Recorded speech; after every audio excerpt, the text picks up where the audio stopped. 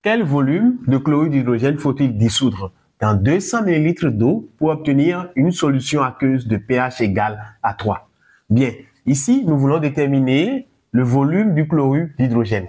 Alors, le chlorure d'hydrogène, ici, sa formule chimique, c'est HCl. Donc, ici, on nous demande de déterminer V de HCl. Donc, c'est le volume de chlorure d'hydrogène que nous voulons déterminer ici.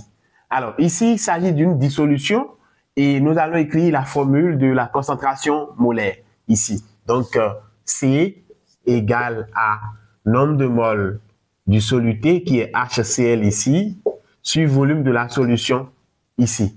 Alors, le nombre de moles de HCl ici, comme il s'agit d'un gaz, ça va faire volume de gaz sur volume molaire. Donc, la concentration molaire va faire ici volume de HCl sur volume molaire, le tout sur V.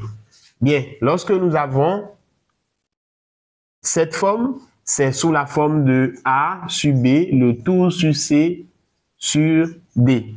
Eh bien, lorsque nous avons cette forme, en mathématiques, ça fait A sur B, le tout fois D sur C. Autrement dit, ça fait ce qui est en haut fois l'inverse de ce qui est en bas. Ici, le dénominateur, c'est 1.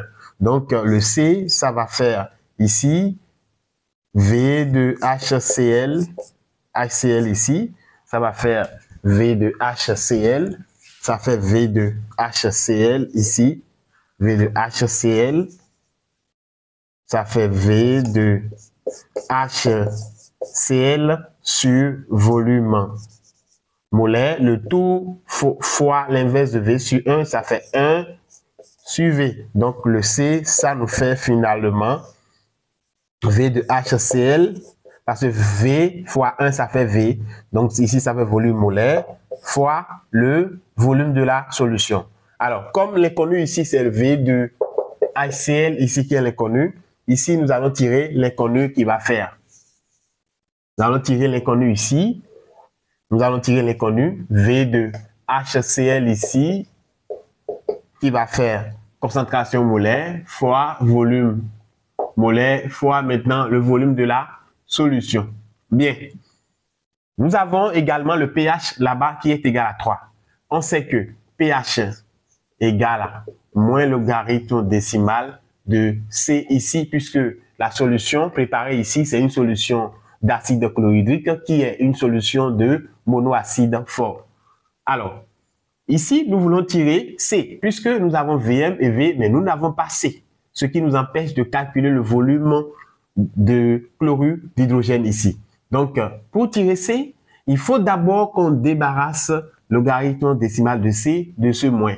Par conséquent, nous allons tout multiplier par moins, donc on aura moins pH qui va faire moins fois moins, ça fait plus, ça fait logarithme décimal de C. Donc, je vais ramener ça ici, on aura logarithme décimal de C qui fait finalement moins pH, puisque on a permuté le tout, on a ramené ce qui est ici de ce côté et ce qui est là de ce côté de façon simultanée. Donc, il n'y aura pas changement de signe.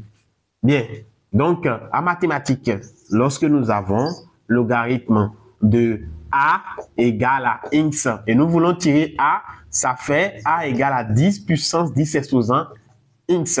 Donc ici, là, le A n'est rien d'autre que le C et notre X n'est rien d'autre que le moins pH.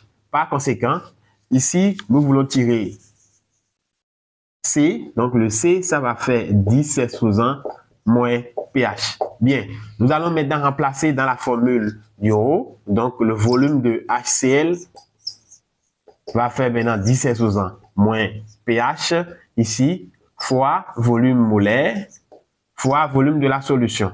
Donc, c'est la formule finale de l'expression de la grandeur que nous voulons calculer. Nous allons maintenant remplacer les choses puisque nous voulons déterminer le volume ici en millilitres.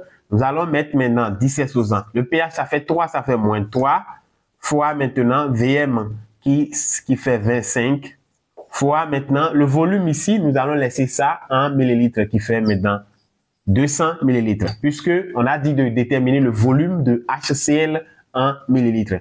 Donc, quand on calcule tout, ça donne 5 millilitres. Donc, le volume de HCl égale à 5 millilitres. Alors, si toi aussi tu n'es pas encore abonné à la chaîne, je t'invite à le faire tout de suite afin d'être au courant de l'apparition de nos prochaines vidéos.